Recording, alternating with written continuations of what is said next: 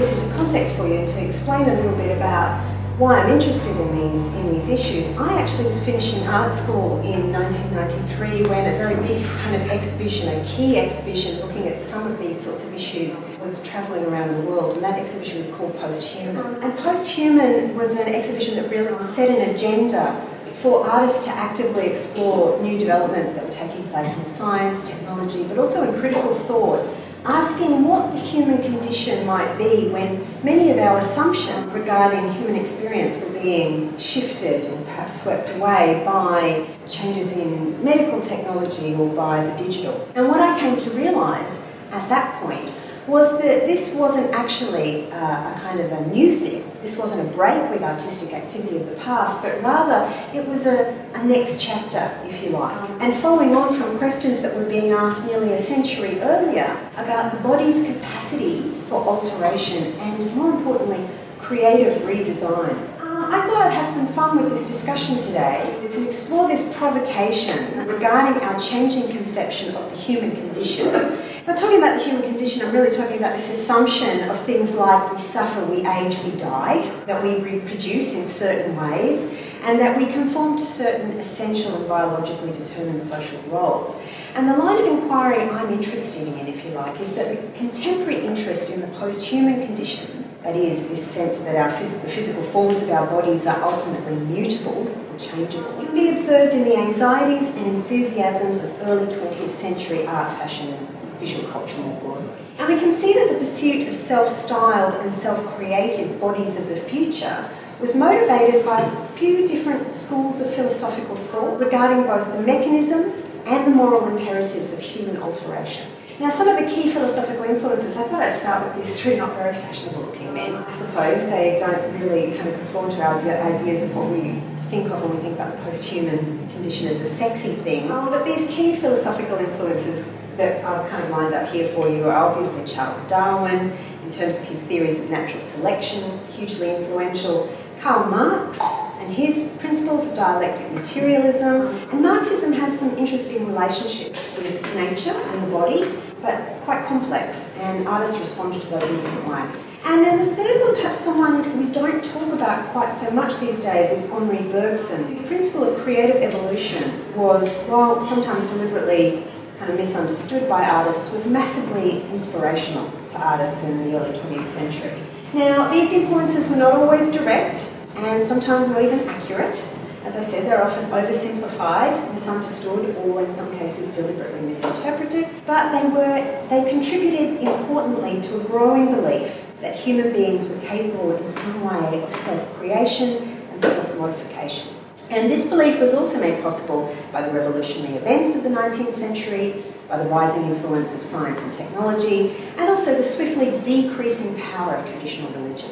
So rather than people seeing the body as something that belonged to God, they saw it as something that belonged to themselves. So avant-garde art movements of the early 20th century were fascinated by this idea of the remade human. It's a theme that pops up time and time again, particularly in artworks that we associate with movements that you'd be familiar with, like Futurism, Dada, Constructivism and Surrealism. They're really the key movements that I'm going to kind of be giving examples from today. And we can see how artists and designers associated with these different kind of ideas reconceived the human body. So for the purposes of today's discussion, I thought I'd group these speculations into three broad categories: mechanical bodies, fantastical bodies, and fascistic bodies. And these three categories, I think, kind of sum up some of the key motivations or themes across these experiments. So beginning with mechanical bodies, the thing I like about this range of practices that this covers, if you like, is that it really was a precursor or predictor, if you like, of late 20th century fascination with the cyborg. So many of you will be familiar with this idea of Don Haraway's, of this cyborg figure, which really was a spirit that sat over so much art practice, particularly in the 1990s into the early 21st century. And really, the kind of flirtations that were occurring at that time with digital augmentation was really a kind of echo, if you like, of the sorts of similar relationships that came about with mechanisation, with the mechanical and the industrial. So photography and film in the late 19th century had enabled a greater understanding of the engineering of the natural world in movement. And if something can be understood primarily by mechanical means, this sort of illusion that the world was simply mechanical, as was a kind of popular kind of conceit of the time, there were those artists and creative practitioners at the time who asked whether it wouldn't be simpler to simply mechanise the natural world. And this was the primary fantasy that drove a movement like the Futurist movement, where ideally, from their perspective, the body would become ecstatically fused with the new beauty of machines. So this is the photographic analysis that was taking place of bodies in motion, where for the first time, for instance, and this is probably the most famous example, people understood how horses really ran for the first time, right? So which changed the way people were going to paint horses or depict horses from it forevermore. People had made assumptions the way that bodies move through space. And this kind of was a revelation to so many artists who've been used to generally studying the static body. And we can see how the Futurists developed this quite quickly in the early 20th century in these images of the body as being a perpetual motion machine. And not only in perpetual motion, but literally fused at a fundamental level with mechanical devices. This one is obviously an image of a cyclist. It's easy for us to forget what a modern machine the bicycle was at the early 20th century. The safety bike was really something that had only become popularly available at the end of the 19th century. And it had this wonderful ability to show how individual movements of the human body could be amplified by mechanical construction. So from a futurist point of view, this sense that the body could be that machine was fascinating. Now, Futurism as a movement, as many of you know, originated prior to the First World War, was massively influential, inspiring offshoots all across Europe, most notably in Russia and also in Britain in terms of the examples I'm going to talk about today. And their perfect human was really at one with technology. There was a critical aspect to this, but there was also this incredibly celebratory belief in the fusing of the biological with the mechanical. And so in the kind of work that the British artist Wyndham Lewis was producing before the First World War, you can see he's really fascinated with this idea that human beings could effectively develop their own shell, that they could have a shell the way that machines had a hard surface. Now in Britain, Futurism kind of influenced this other movement called Vorticism. It's inspired by Futurism and also by Cubism. There was only one kind of official Vorticist exhibition that took place in 1915, and it was mostly associated with the work of Wyndham Lewis. He was the editor of the Vorticist magazine Blast, making clear the kind of aggressive nature of this movement. And Lewis developed the style you can see here around 1911, where he considered it a combination of energy and plastic virtuosity. So he was trying to capture energy and also this sense that you could actually move the body around as a physical material. Now, he served as a war artist during the war, and he tried to kind of revive Vorticism without much success. But he maintained that armour, a self-protective armour, which was metaphorical but also was kind of made literal in his work, was an important element of artistic endeavour. So he was preparing himself for the blast with his mechanical shell. And of course, even though this sort of work was being produced before the First World War, what was revealed, of course, is that during the First World War, human beings and machines would literally be merged.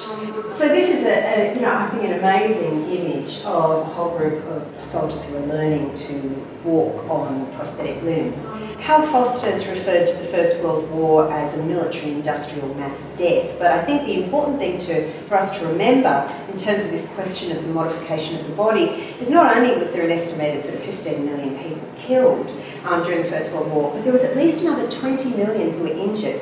And it's hard for us to actually be able to imagine how all-pervasive the sight of that injury and how much that would have changed people's perception of the body itself. So the Dadaist artist Hugo Ball commented at the time that the war has been founded on a glaring mistake that men have been confused with machines. And this fundamentally fundamentally changes the way that people start looking at the body. They are looking around and they are seeing all sorts of prosthetics. They're seeing the development of all sorts of new surgical techniques. They're seeing a level of intervention into the body in a physical way that has never been seen before. And I love the way that artists, particularly the Dadaists, respond to this, because the only way that they can actually produce the same sort of violent effect in art that they could see physically on bodies was through things like photomontage and collage, to literally get in and cut things up. Suddenly, drawing and painting just doesn't have the same sort of sense of an intervention in the body that photomontage does. George Gross, has this wonderfully terribly black sense of humour in a work like this. And we are meant to find it grimly amusing. That's the thing about his work. He returned time and time again to what was referred to as the war cripple.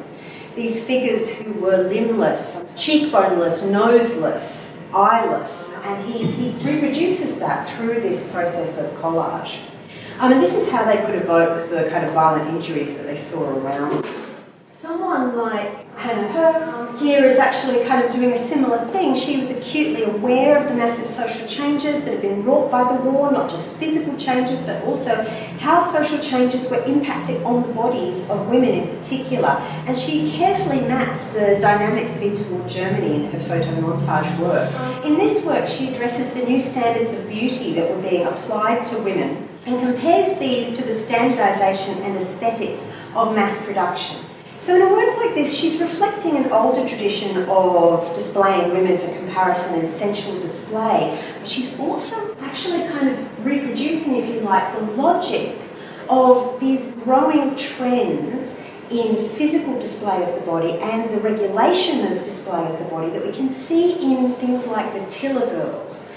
Now, don't know if you're familiar with the Tiller Girls, but basically this was a dance troupe that was originally set up at the end of the 19th century. It originated in England. John Tiller set up the first troupe in Manchester in 1890, but from that original troupe grew dozens of Tiller Girl dance groups throughout the world, and particularly throughout Europe, and continued for about 50 years. And Tiller said that the thing he didn't like about dance routines was that they were so undisciplined. So he applied a military discipline to dance, and they were famous for this precision in their dance. Even though they could dance in many different styles, they were primarily remembered for a particular type of high-kicking dance routine that was quite mechanistic. Now, the way that Tiller Girls were selected was that they were ruthlessly sorted and graded according to height, hair colour, build, so that young women in the Tiller Girls had to basically look alike. Right? This sort of sense of a standardised beauty is a really interesting approach to the body that takes place at that time. Now, the Tiller Girls, and then on to kind of the sorts of routines that we can see in Busby Berkeley musicals of the 1930s, literally became dancing machines. Right? So the single body was irrelevant in this circumstance. They actually had to become part of a much larger dancing machine. Now, another approach to this mechanical and technological body, though, rose out of Russian constructivism. And that's the art movement closely associated with the Communist Revolution in Russia in 1917. And here we've got a self-portrait by the Russian constructivist Elisitsky. He was a key figure in that movement. He was teaching young artists of the time. And he introduces us to the human being as this newly rational and rationalised figure. And the heroic self-portrait here is himself fused with geometry. So we have overlaid in this image the eye, the hand, and the mind, all basically brought together in a single purpose, working towards technological and social innovation, based on these Soviet principles of communist advancement. And it's interesting, this is not an anxious image, this is an extremely confident image of a man who's sitting there saying, I can remake myself fundamentally from the inside out as a kind of engineering, constructive being. And there's not a lot of anxiety visible in that. However, what's interesting, if we have a look at what is sometimes referred to as the first Russian science fiction film, Aelita, Queen of Mars from 1924, it's a much more ambivalent discussion of changes that are happening in the body due to the social changes brought by the revolution. So they're visible even in, these anxieties are visible even in quite propagandistic works of the time. Now there's some controversy over the political intentions of Aelita, Queen of Mars, but its costumes and its sets were used to imagine alternative realities and alternative aesthetic possibilities for the body. If you're familiar with this story, a small group of Soviets travel to Mars where they encounter a very different sort of society and they contribute to a revolutionary uprising. The androgyny of some of the characters is particularly interesting in the way that the costume design is wrought. The film was made at a time when Soviet society was questioning traditional gender dynamics and traditional relationships. So suddenly common law marriages, for instance, were being openly accepted as legal entities without having to be officially married. Adoption had been outlawed. So there was a really interesting sort of experiment taking place as part of the new communist state. And so some of this kind of androgyny within these characters is part of an expression of that experimentation, but also some of the fears surrounding that, because the way that the film is ultimately resolved, there was actually a return to much more traditional gender relationships where the human heroine looks much more feminine than the Martians do. Alexandra Exter was one of the key figures, one of the many remarkable Soviet women artist designers who shaped revolutionary constructivism before the rise of Stalinist, or the return of a kind of more right-wing ideology in Soviet Union sent her to France, where she eventually lived. She's responsible for these amazing costume designs, and you can see that there's a lot of use of acetate and these kind of new materials to try and change the discipline, the shape of the body in very different ways. Probably most famously, though, in terms of the way that the Soviet state addressed fashion and the body, people usually point to these costume designs by Varvara Stepanova and Alexander Rodchenko. So we have sports costumes and we have a workers' costume. And what was important about these designs is that they are, generally non-gender specific. We obviously have a skirt there for young women if necessary, but most of the actual costumes could be equally worn, if you like, by a man or a woman, although that gender fluidity didn't happen so much in practice. The principles of constructivism were fundamentally utopian. And as we've been recently reminded, the dream was a modern world where men and women from all walks of life could work productively side by side in an egalitarian society, and working towards that aim, minimising the differences in the body itself became part of that imperative.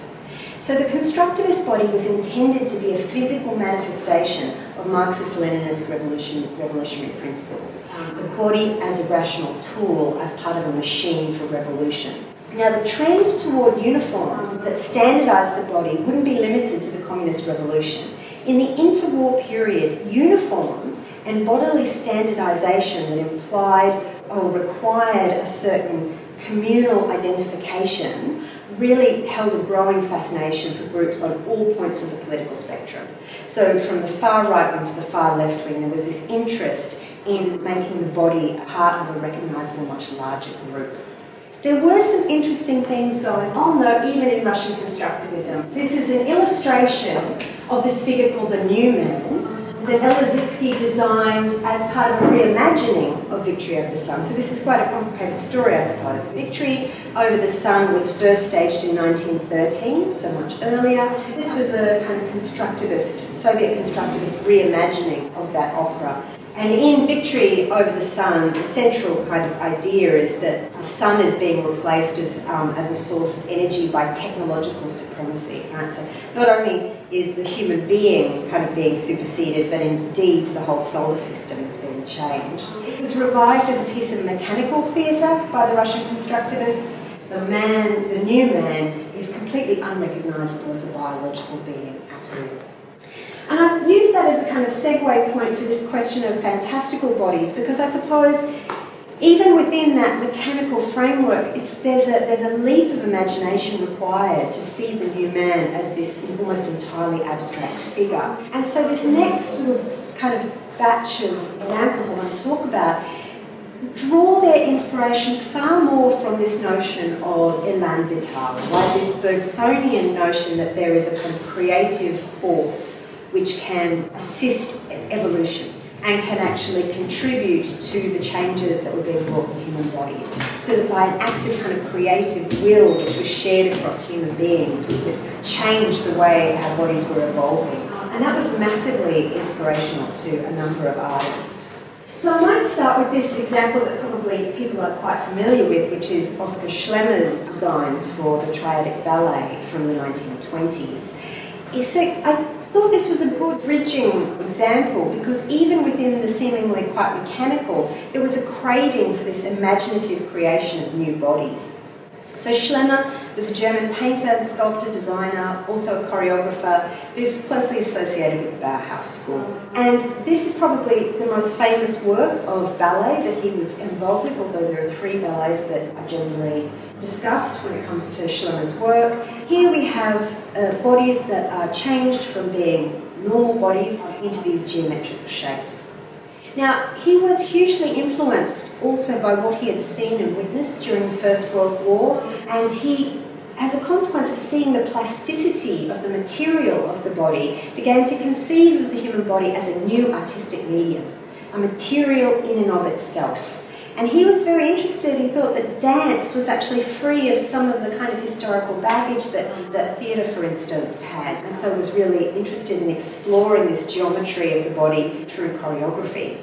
So Schlemmer thought that the modern world was driven by 2 main currents, or 2 main forces. That was the mechanised, this notion of a human being as a machine and the body as a mechanism, and then this primordial impulse, the depth of creative urge that we can see very strongly connected to Bergson's idea of creative evolution and Elan Vital, this vital force. Elan Vital was seen as a creative wave of energy that could work in tandem with natural selection to drive human evolution. Bergson never denied, if you like, the importance of Darwinian theories of natural selection to human evolution, but believed there was something else at play. It inspired artists to think of themselves as part of this evolutionary force, and it encouraged them to rethink the body in fantastical ways. One of my favourite examples of this is Hugo Ball's Cabaret Voltaire shaman performance in Zurich during the First World War, because this is so low-tech, right? This is this incredibly do-it-yourself. I'm going to remake a body and I'm going to do it with cardboard. And, you know, it's meant to be evocative of a shaman or a witch doctor figure, but there's also this kind of sense of being a sort of dysfunctional robot.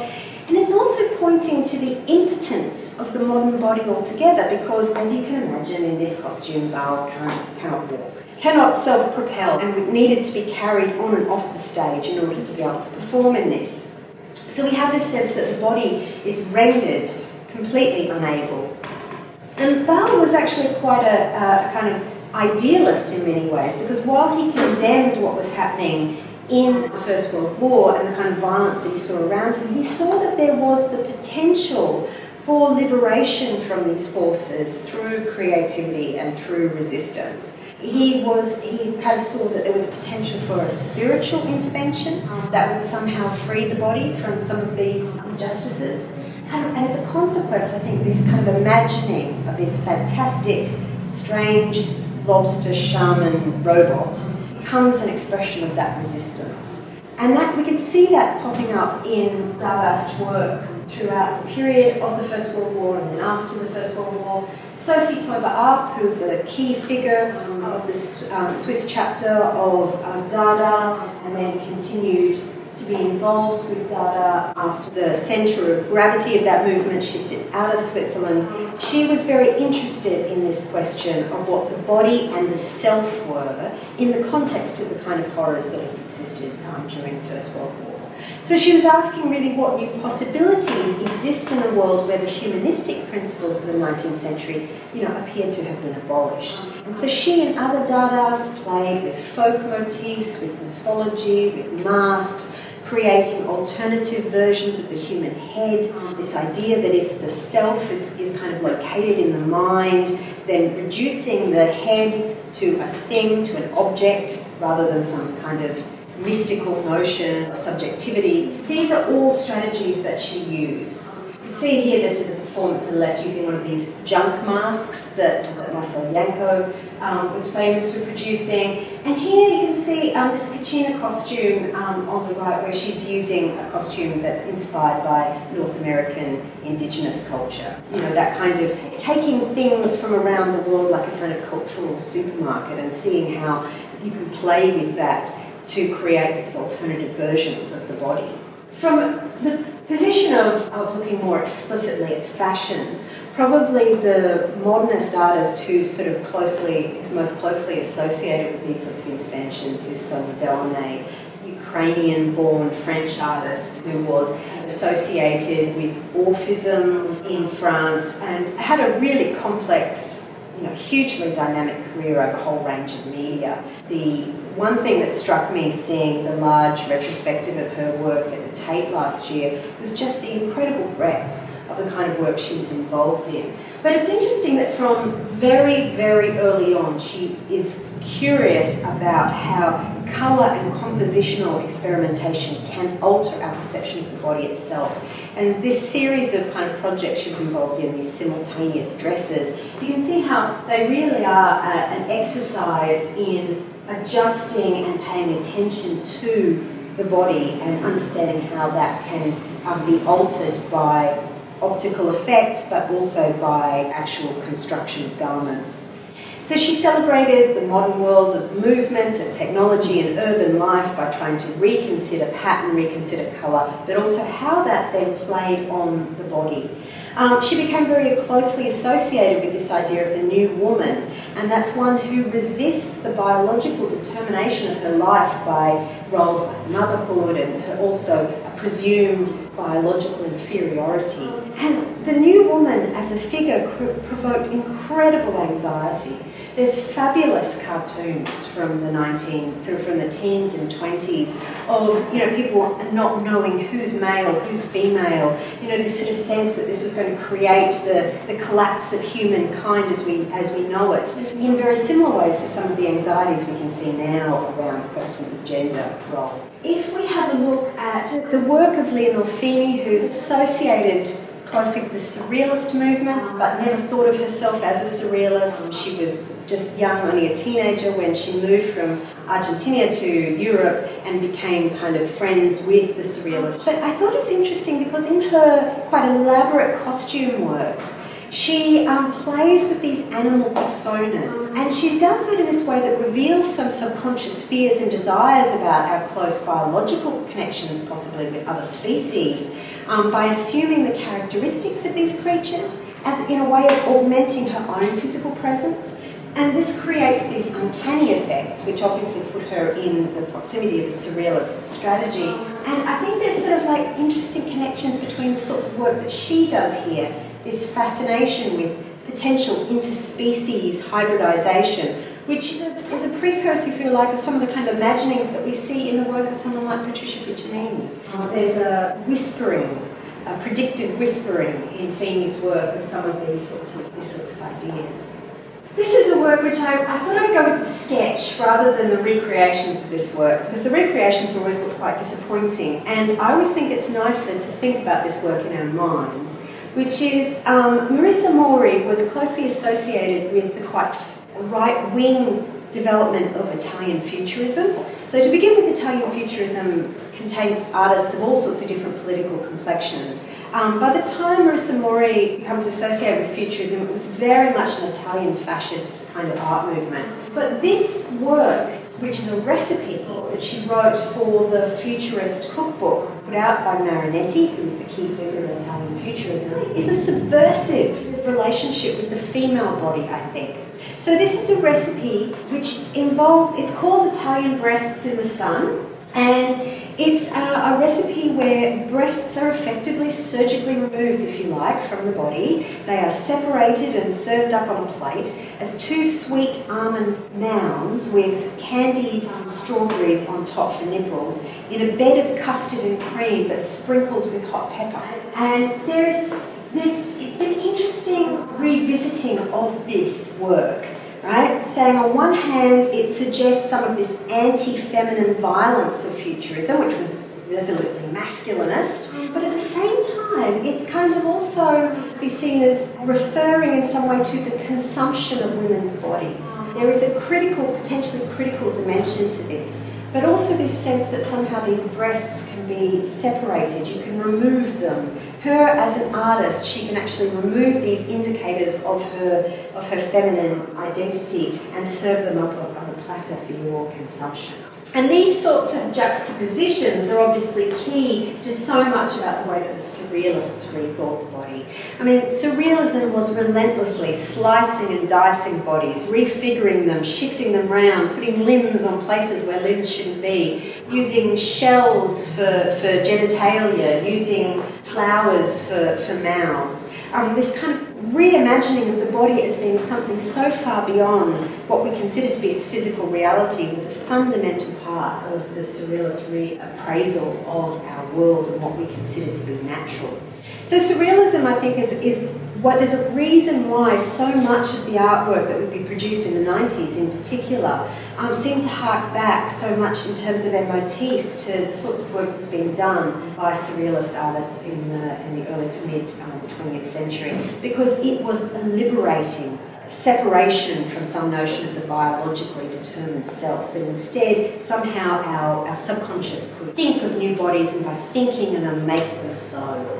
This particular exhibition, the 1938 International Surrealist Exhibition, has often been referred to as an answer or reply to the Nazi exhibition Degenerate Art that was staged in 1937, where this Surrealist exhibition seems to embrace degeneracy in terms of bodies being rethought, particularly around sexual ambiguity and the notion of bodily integrity. So I will finish up with this idea of the fascistic body. And the reason why I wanted to put this in is because when we think about bodily modification and art changing bodies, art and culture changing bodies, we think about them as very overt changes to the body. But I wanted to talk about the fascistic body as a way of reminding ourselves that body modification, in order to normalise or to create a normative effect, is also a form of modification in itself, although maybe not quite as overt. So while on one hand we have this very obvious mechanistic rethinking of the fascist head in this portrait of Mussolini from the 1930s, a vast majority of fascist visual culture was actually about creating a highly regulated and highly policed notion of the natural body. So probably most famously, the sorts of imagery that we can see out of Nazi propagandistic art and filmmaking is this idea of this classical form of the body, derived from Greek and Roman sculpture but modified for the 20th century. And Leni Riefenstahl does this kind of whole homage to these super bodies in her documentary of the 1936 Summer Olympics, Olympia.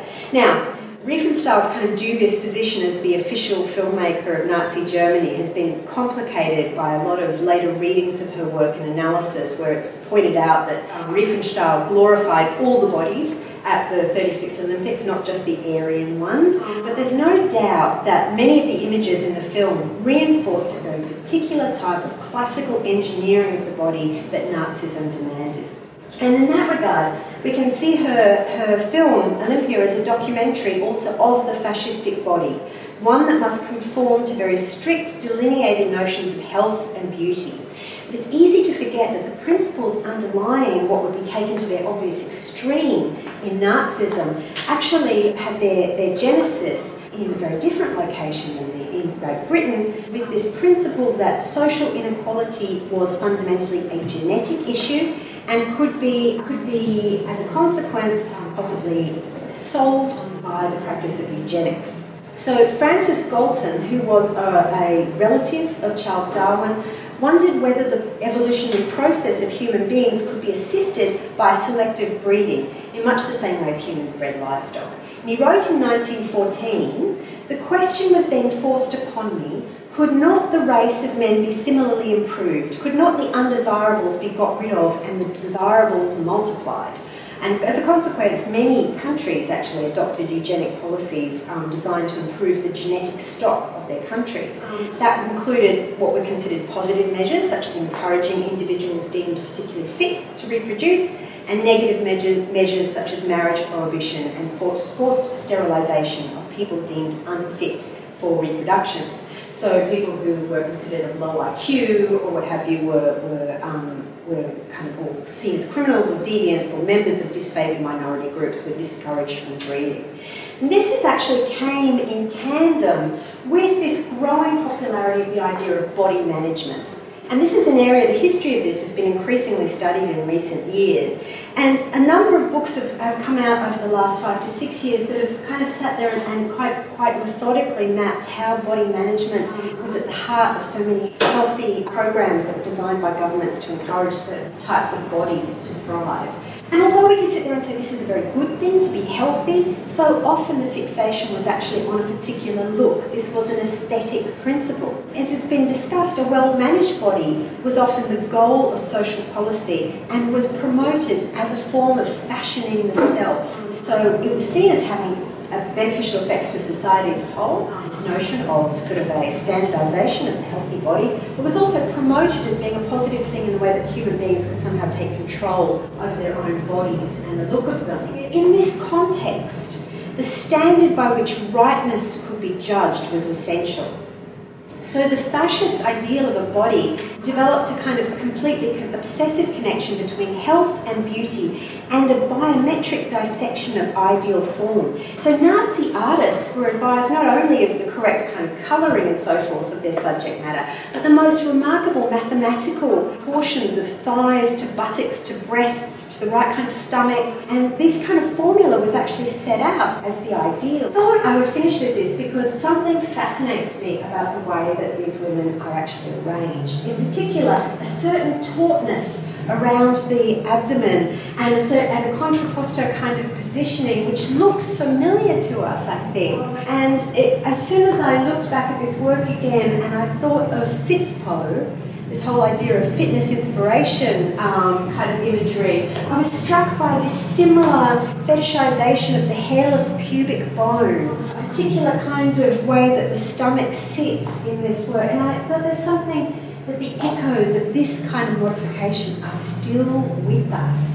So it's important to recognise that the health and fitness movements of the 20th century and now into the 21st century are also forms of body modification. Forms that often establish highly prescriptive aesthetic standards for right bodies and demonstrate a very limited tolerance for difference. And I thought I would just finish by showing what I think could be 3 contemporary examples of these same categories. Obviously in still art's work we have this kind of engagement with the digital mechanical body, Orland's sort of self-modification as part of this creative, fantastical approach to Elan Vital, and then this remarkable contrapposto, hairless, impeccable kind of body that would be perfectly at home with slight modifications in the body culture, not only in fascist Germany but around the world in that interval period. There we go. It's a mad race, but we got there. Thank you.